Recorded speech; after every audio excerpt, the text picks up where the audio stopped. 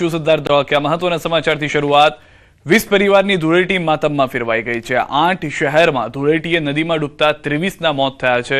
સુરતના મીંઢોળામાં નદીમાં ડૂબતા 4ના મોત, અમરેલીની શેત્રુંજી નદીમાં યુવકનું ડૂબવાથી મોત, અમદાવાદના સીતાપુર ગામે ડૂબી જતા 3 બાળકોના મૃત્યુ, માલપુરમાં 2 કિશોર નદીમાં ડૂબ્યા, મહીસાગરના મુવાડામાં 4 યુવક ડૂબ્યા, ધનસુરાની માજુમ નદીમાં ડૂબતા 2ના મૃત્યુ થયા છે।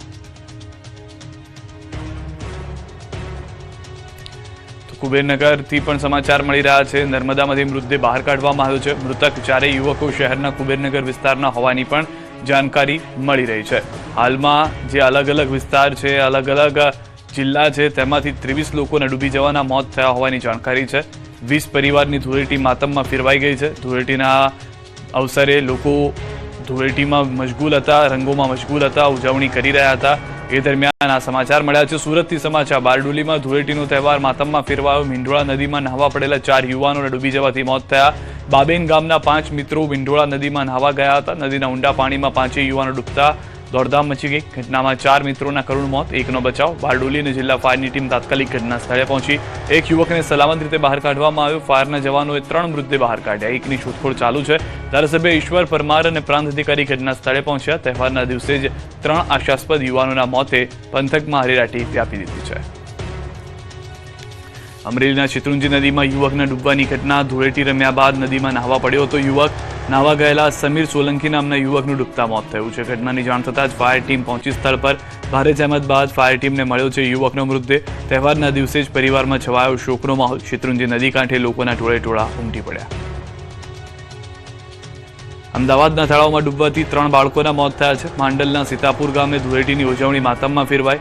જોલાસર તળાવમાં ડૂબી જતા 3 બાળકોના મોત થયા। ધૂળેટી રમ્યા બાદ 5થી વધુ બાળકો તળાવમાં નહાવા ગયા હતા। નહાતી વખતે અચાનક ડૂબી જતા લોકો એકઠા થયા હતા। સ્થાનિકોએ તાત્કાલિક 2 બાળકોને સુરક્ષિત બહાર કાઢ્યા। ઘટનાની જાણ થતાં જ હાંસલપુર પોલીસ તાત્કાલિક ઘટના સ્થળે। પોલીસે મૃતદેહોને પોસ્ટમોર્ટમ માટે મોકલી કાર્યવાહી હાથ ધરી। તહેવારના દિવસે જ 3 માસૂમોના મોતથી પરિવારજનોમાં આક્રંદ છે। અરવલ્લીથી સમાચાર। ધૂળેટીના દિવસે જિલ્લામાં વધુ એક દુર્ઘટનામાં વધુ 2ના ડૂબી જતા મોત થયા છે। ધનસુરા તાલુકાના 2 આશાસ્પદ યુવાનોના માજુમ નદીમાં ડૂબતા મોત થયા છે। જાલમપુર નજીક માજુમ નદીમાં નહાવા પડેલા 2 મિત્રો ડૂબ્યા છે। સ્થાનિક તરવૈયાઓ દ્વારા ભારે જહેમત બાદ બંને મૃતદેહો બહાર કઢાયા। અરવલ્લી જિલ્લામાં એક જ દિવસમાં ડૂબી જવાથી કુલ 4ના મોત થયા છે। ઘટનાની જાણ થતાં ધનસુરા પોલીસનો કાફલો તાત્કાલિક સ્થળે। માજુમ નદી કાંઠે સ્થાનિકો અને પરિવારજનોના ટોળે ઉમટી પડ્યા। તો કચ્છના શિણાઈ પાસેથી સમાચાર મળી રહ્યા છે। કચ્છમાં પણ 3 જેટલા લોકો, બાળકો જે હતા તે ડૂબી ગયા હતા, જેના કારણે આ પરિસ્થિતિનું નિર્માણ થયું છે।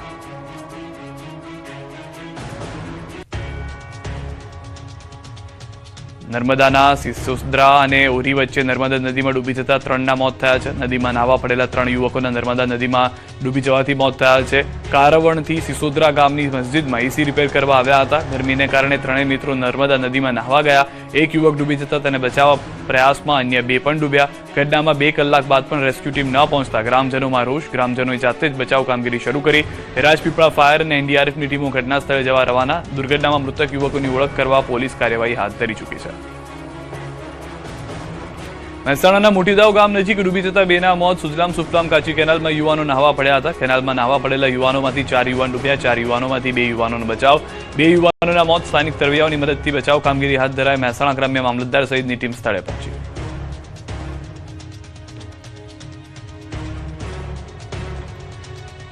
અન્ય સમાચાર ઉપર હવે નજર કરીએ। કેરી રસિયાઓ બહારનો કેરીનો રસ ખાતા પહેલા સાવધાન। તાલાલાથી 16,000 લીટર અખાદ્ય કેરીનો રસ ઝડપાયો।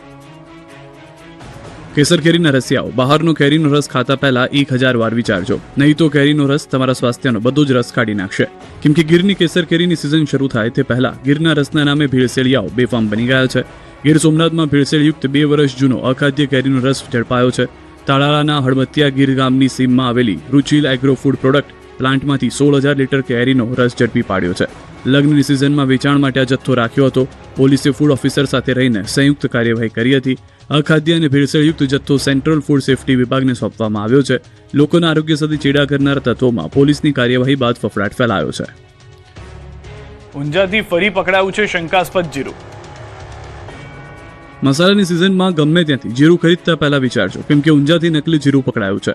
ઊંઝા પાટણ રોડના શિહી ગામ નજીક આવેલી ક્લિનિંગ ફેક્ટરીમાં જીરામાં ભેળસેળ થતી હોવાની આશંકા વચ્ચે મહેસાણા ફૂડ એન્ડ ડ્રગ્સ વિભાગે રેડ કરી હતી અને 43.64 લાખની કિંમતનું 24,248 કિલો જીરું જપ્ત કર્યું તેમજ 4.85 લાખની કિંમતનું પેકિંગ કરેલું 2,628 કિલો જીરું કબજે કર્યું સાથે સ્થળ પરથી 4.85 લાખની કિંમતનું 498 કિલો શંકાસ્પદ સફેદ પાવડર મળી આવ્યો નર્મદા એગ્રો નામની ફેક્ટરીમાં સફેદ પાવડર જીરામાં મિક્સ કરી વેચાણ કરવામાં આવતું હતું ફૂડ વિભાગે જીરાના સેમ્પલની વધુ તપાસ માટે લેબમાં મોકલ્યા ગોંડલથી 1.5 લાખનું શંકાસ્પદ ઘી ઝડપાયું નકલી વસ્તુના હબ બની ગયેલા રાજકોટના ગોંડલથી હવે નકલી ઘી મળી આવ્યું છે ગોંડલના ગોમટા ચોકડી પાસે આવેલી કોરોવા મિલ્ક પ્રોડક્ટ્સમાં ઘીમાં ઘાલમેલ થતી હોવાની બાતમીના આધારે પોલીસ અને ફૂડ વિભાગની ટીમે દરોડા પાડ્યા અહીંથી પોલીસે 1.59 લાખનું ઘીનો શંકાસ્પદ જથ્થો જપ્ત કર્યો 150 લીટર શંકાસ્પદ ઘી મળી આવ્યું 150 લીટર શંકાસ્પદ લૂઝ ઘી 108 લીટર દેશી ગાયનું શંકાસ્પદ ઘી મળ્યું શંકાસ્પદ ઘીના સેમ્પલની તપાસ માટે લેબમાં મોકલાયા ગોધરા શહેરમાં ધોળા દિવસે સજાનંદ સોસાયટીમાં કરી તોડફોડ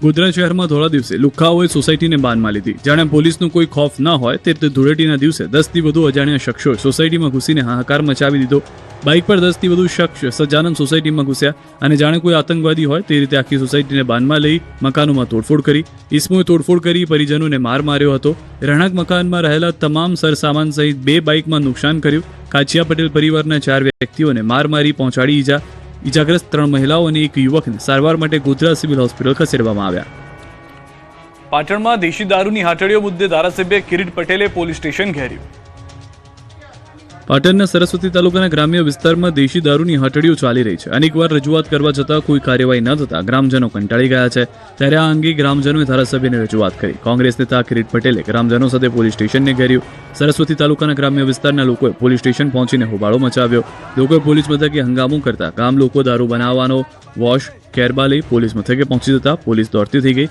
દેશી દારૂનું દૂષણ દૂર કરવા ગ્રામજનોએ રજૂઆત કરી હતી અમદાવાદના નોબેલ નગરમાં લુખ્ખાઓએ જાહેરમાં લાકડીએ યુવકને માર્યો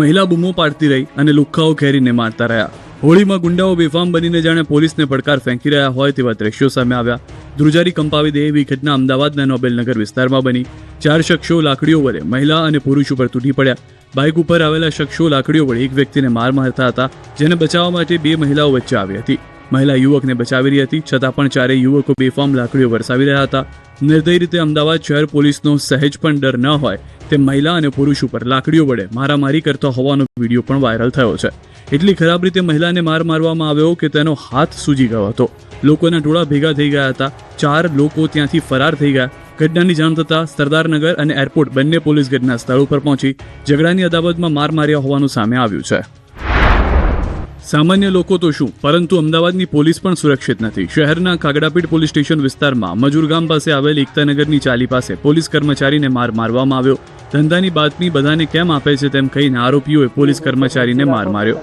પોલીસે 3 આરોપીઓને ઝડપી આગળની કાર્યવાહી હાથ ધરી છે ભરૂચની ઐતિહાસિક જામા મસ્જિદમાં મહિલાઓ દ્વારા પૂજા કરવામાં આવતા વિવાદ ભરૂચમાં આવેલી પ્રાચીન જામા મસ્જિદ ફરી એકવાર મોટા વિવાદમાં આવી છે મસ્જિદ પરિસરમાં મહિલાઓ દ્વારા પૂજા અર્ચના કરવામાં આવી જેના વિડીયો વાયરલ થયા બાદ શહેરમાં ખળભળાટ મચી ગયો આ ઘટનાને પગલે સ્થાનિક મુસ્લિમ આગેવાનો અને હિન્દુ સંત સમાજ સામસામે આવી ગયા વિડીયોમાં કેટલીક મહિલાઓ ભરૂચની જામા મસ્જિદના પરિસરમાં ફૂલ શ્રીફળ અને પ્રસાદ સાથે પૂજા અર્ચના કરતી જોવા મળે છે આ વિડીયોની સૌથી નોંધપાત્ર બાબત એ છે કે જે સમયે પૂજા થઈ રહી હતી ત્યારે ત્યાં પોલીસ કર્મીઓ પણ હાજર હોવાનું દેખાય છે પોલીસની હાજરીમાં થયેલી આ વિધિએ વિવાદમાં ઘી હોમવાનું કામ કર્યું મહત્વનું છે કે જામા મસ્જિદ સમડી વિહાર જૈન મંદિર તથા ચક્રધર સ્વામીનું જન્મસ્થળ હોવાના સંતે સમાજે દાવો કર્યો છે ધરોહર પુરાતત્વ વિભાગ પાસે હોવા છતાં નિયમો વિરુદ્ધ મદ્રેસા સહિતની પ્રવૃત્તિ ચાલતી હોવાના આક્ષેપ થયા હતા આ વિવાદ રમખાણમાં ન પરિવર્તી તેને લઈને પોલીસ પણ સતર્ક જોવા મળી રહી છે યુદ્ધના ડરના માહોલમાંથી 210 ગુજરાતીઓ પરત ફર્યા એરપોર્ટ પર ભાવુક દ્રશ્યો સર્જાયા મિડલ ઇસ્ટમાં વણસેલી યુદ્ધની સ્થિતિમાં ભયના ઉથાર વચ્ચે ફસાયેલા 210 ગુજરાતીઓ હેમખેમ સ્વદેશ પરત ફરતા તેમના પરિવારોએ રાહતનો શ્વાસ લીધો છે આ વતન વાપસી દરમિયાન એરપોર્ટ અને રેલવે સ્ટેશન પર સ્વજનો સાથે મિલન થતા અત્યંત ભાવુક દ્રશ્યો સર્જાયા 210 મુસાફરો પૈકી 205 લોકો વિશેષ પ્લેન દ્વારા જેદા સાઉદી અરેબિયાથી સીધા અમદાવાદમાં ઉતર્યા જ્યારે તેના અન્ય 5 લોકો દુબઈથી રિલીફ ફ્લાઇટ મારફતે મુંબઈ પહોંચ્યા ટ્રેન દ્વારા સુરત પરત ફર્યા ઘણા દિવસો સુધી અસુરક્ષિત માહોલમાં રહ્યા બાદ પોતાના વતનની સુરક્ષિત ધરતી પર પગ મૂકતા જ અનેક લોકોની આંખોમાં હર્ષના આંસુ આવી ગયા પ્રવાસીઓ હેમખેમ વતન પરત ફરતા પરિવારોમાં ખુશીની લહેર દોડી ગઈ તો અમદાવાદમાં મિડલ ઇસ્ટમાંથી 205 જેટલા ભારતીયોને વિશેષ પ્લેન લઈ પરત ફરવું પડ્યું. સ્વદેશમાં ઉતરતાની સાથે જ તેમના પરિવારો તેમના મોટા પાયે સ્વાગત માટે ઊભા હતા.